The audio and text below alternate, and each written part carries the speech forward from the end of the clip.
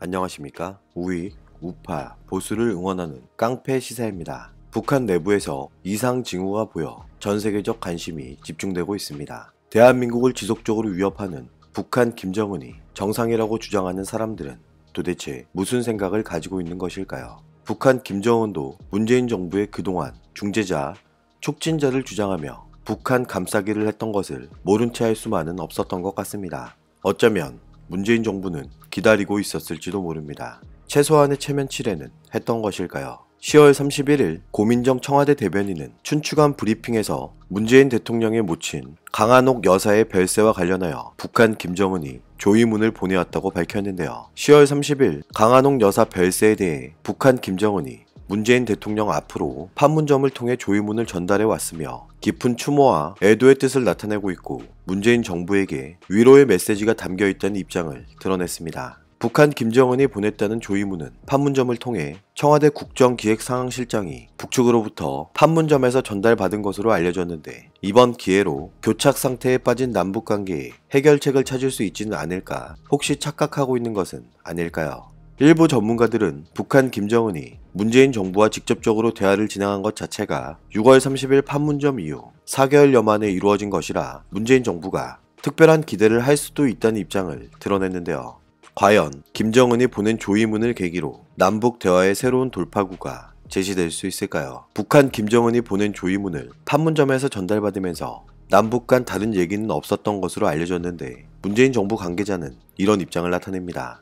김정은이 보낸 조의문을 다른 사안과 연관지어 생각하는 것은 조금 무리이며 북한 김정은이 보낸 조의문에서 고인에 대한 깊은 위로와 애도의 뜻을 전했고 문재인 정부에게 위로 메시지를 전했다는 맥락 속에서 이해해달라고 밝혔는데요. 그런데 북한 김정은이 문재인 정부가 한 줄기 희망의 빛이라고 생각할 수 있다는 것을 차단이라도 하려는 것이었을까요? 북한은 이번에도 유화적인 입장과 동시에 강경한 모습을 보이는 양면 전술을 사용하는데 여념이 없었다는 것을 우리는 잊지 말아야 할 것입니다. 10월 2일 북한이 강원도 원산 앞바다에서 잠수함 발사 탄도미사일인 북극성 4명을 쏜 지 29일 만인 10월 31일 또다시 발사체를 발사했는데요. 합동참모본부는 이런 입장을 나타냅니다. 북한이 오늘 오후 평안남도 일대에서 동해상으로 미상 발사체 2발을 발사했다면서 우리 군은 추가 발사에 대비해 관련 동향을 추적 감시하면서 대비태세를 유지하고 있다고 주장했는데요. 북한에선 계속해서 대남 위협을 계속하고 있고 대한민국 합동참모본부는 계속해서 대비태세를 유지하고 있다는 입장만 반복하고 있다는 것을 우리는 기억해야 할 텐데요. 그동안 NSC 상임위원회를 열고 북한의 미사일을 포함한 발사체들과 관련하여 강한 우려를 표명했음에도 불구하고 북한은 여전히 들은 척도 하지 않고 있는 것입니다. 대한민국 정치계 일부에서는 북한 김정은이 문재인 정부에게 조의문을 보내면서 남북 간 교착 상태에 빠진 대화 경색 국면이 풀리는 것이 아니냐는 기대가 제기되기도 하지만 다음을 생각하기도 전에 북한이 발사체를 발사하는 무력 시위를 강행한 것은 어떻게 설명할 수 있을까요? 훈풍이 불기는커녕 남북 간 위태로운 상황이 계속해서 연출되고 있는 것은 그동안 문재인 정부가 주장해왔던 것처럼 북한과 여전히 사이가 좋으며 관계 개선이 되고 있다는 말들은 어찌 된 것인지 의문이 발생하는 것은 저뿐일까요? 일부 전문가는 이런 입장을 드러냅니다. 북한에서 보내온 이번 조의문은 김정은의 대외적 이미지를 고려해 최소한의 예의를 갖추는 모습을 보였지만 북한이 조의문을 보낸 지 하루 만에 발사체를 발사하며 무력 시위에 나선 것은 남한은 안중에도 없고 남북 관계의 관리나 개선에 전혀 관심이 없다는 것을 보여주는 것이라고 지적했는데요. 북한이 약 한 달여 만에 새롭게 도발을 강행한 이번 발사체는 어떤 것일까요? 북한의 대표 언론 매체인 조선중앙통신의 보도 내용을 살펴보겠습니다. 조선중앙통신은 국방과학원은 10월 30일 오후 또 한 차례의 초대형 방사포 시험 사격을 성과적으로 진행했다고 밝히면서 국방과학원에서는 초대형 방사포의 연속 사격체계 안정성을 검증하기 위한 데 목적을 두고 시험 사격을 조직했고 이날 시험 발사를 통해 유일무이한 우리식 초대형 방사포 무기체계의 전투적 성능과 실전 능력 완벽성이 확증됐다고 주장했는데요. 이번 시험 사격을 통하여 연속 사격체계의 완벽성까지 검증됨으로써 초대형 방사포 무기체계의 기습적인 타격으로 적의 집단 목표나 지정된 목표 구역을 초강력으로 초토화할 수 있게 되었다면서 최근 새로 개발된 전술 유도 무기들과 함께 적의 위협적인 모든 움직임들을 억제하고 제거하기 위한 조선인민군의 핵심 무기로 될 것이라고 주장하고 있습니다. 성공적인 시험 사격 결과는 현지에서 당 중앙위원회에 직접 보고되었다면서 북한 김정은은 초대형 방사포 시험 사격에 대한 국방과학원의 군사기술적 평가를 보고받으면서 커다란 만족을 표시했고 나라의 자위적 군사력 발달과 우리 무력의 강화를 위해 헌신적으로 투쟁해가고 있는 국방과학자들에게 축하 메시지를 전했다고 하는데요.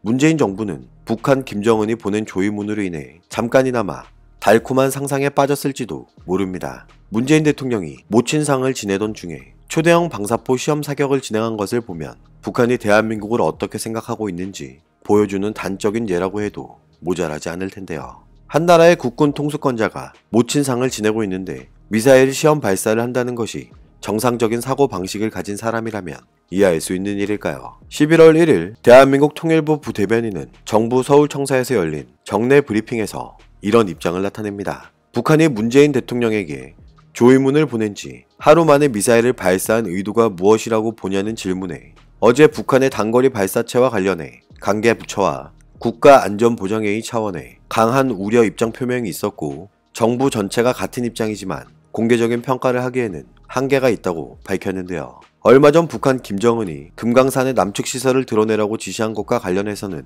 금강산 문제 해결을 위해서는 남북 당국간은 물론 남북의 사업자 간 그리고 정부와 사업자 간에도 긴밀한 협의가 필요하다는 것이 정부의 입장이며 남북 공동연락사무소를 통하여 상시 연락체계를 구축, 계속 가동하고 있으며 관련하여 인도 지원단체의 방북도 계속 이루어지고 있다고 주장했는데요.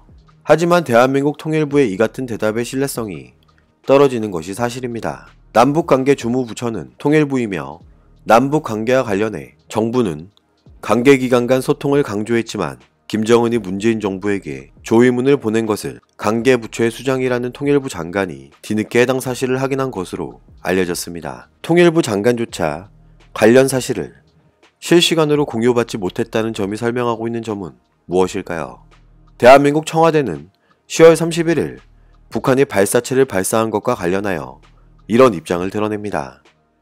정의용 국가안보실장 주재로 진행된 국가안전보장회의 NSC 상임위원회 회의를 개최하고 강한 우려를 표하면서 배경과 의도를 분석하는 한편 최근 한반도를 둘러싼 전반적인 군사 안보 상황을 점검했다고 주장했는데요. 북한 김정은이 금강산 관련 시설 철거를 지시한 것과 관련해서는 금강산 관광사업과 관련한 상황을 점검하고 남북 정상 간 합의사항의 이행과 우리 기업의 재산권 보호 원칙에 따라 대응해 나가기로 했다고 주장하는데 실질적인 대화조차 되지 않고 있는 것이 현 시점의 중요한 사실입니다. 이런 와중에 금강산 내 남측 시설 철거를 일방 통보한 북한을 감싸고 있는 곳이 있습니다. 북한의 단체가 아닙니다. 바로 대한민국 문재인 정부의 집권 여당인 더불어민주당이라는 사실이 놀라울 수밖에 없는데요. 더불어민주당 수석 대변인은 라디오 인터뷰를 통해 이런 입장을 나타냅니다.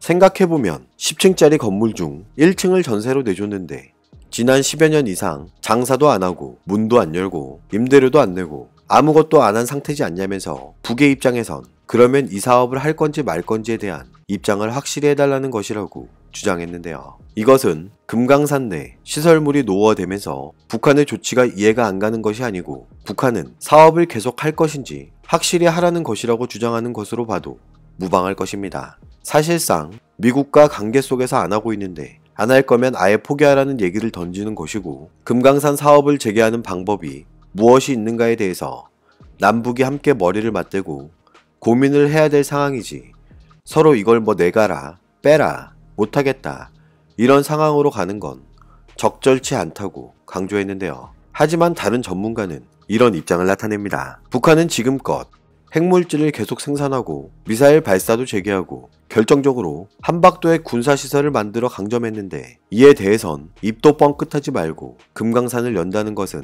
말이 안 된다고 강력하게 비판했습니다. 북한이 지난 2년 동안 평화 공세를 펼치면서도 등 뒤에서는 군사적으로 하고 싶은 것을 다 했는데 북한이 원하는 것을 들어주는 것은 굴종 논리라며 대한민국 현 정부의 대북 정책을 비판하기도 했는데요. 북한의 계속되는 미사일 도발이 불러올 결과가 평화의 일부분이라고 주장할 수 있는 사람이 있을까요? 그렇다면 그 사람은 과연 정상적인 사고방식을 가진 대한민국 국민이 맞을까요? 절대 자국민의 안보와 경제보다 중요한 것은 없습니다. 오늘도 우리는 우리가 누리고 있는 이 자유민주주의를 위해서 누구의 목소리를 응원해야 할지 선택은 여러분의 몫입니다. 감사합니다.